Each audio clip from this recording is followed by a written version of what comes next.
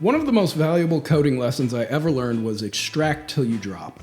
The originator of that phrase, Uncle Bob Martin, explains that the most maintainable code breaks work down into single-purpose functions. So, given one large function that does many things, you extract each piece of work into its own function. The end result? It's much easier to reason about what a program is doing. This was the inspiration for actions in Joystick, and previously the action pattern I shared here. Lately, I've been thinking a lot about subtraction on the product side of things. With Parrot, I set a hard limit on functionality and what UI I'd ship first, with the goal being to not spend more than a month getting it shipped. This week, I finished up work on Push, the deployment service for Joystick apps, and applied a similar rigor to my work there. Instead of trying to build a complex UI and a ton of screens, I subtracted a lot of what I'd built from the earlier versions of Push. On the code side, I subtracted the more complex on-instance library for managing logs and metrics, and just migrated that code directly into Joystick. On the billing side, I came up with a few simple flat rate plans instead of trying to charge on a per instance basis. Go figure, almost a month exactly from starting the rewrite, I'm finished.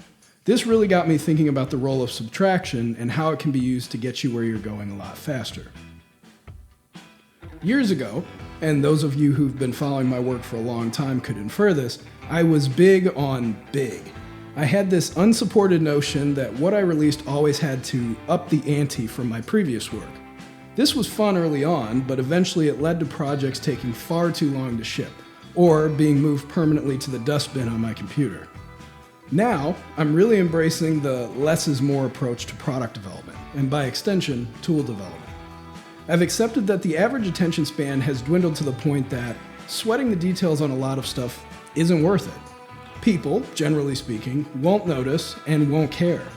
They're not acting from a position of malice, they're just inundated with so much stuff that they don't have the mental bandwidth to really dig in a way that they'll see what you see.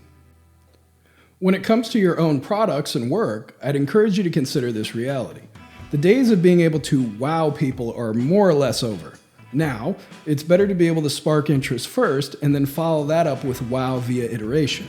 Instead of starting the fireworks display with the grand finale, ship something that's really good, but simple, first, and then keep hammering. This is the approach I'm taking moving forward. Instead of gassing out early with a big initial push, get the point across, and then roll out more, potentially exciting stuff later. I can't say how well this will work just yet on the business side of things, but I can say that, for the sake of mental well-being, it's doing wonders.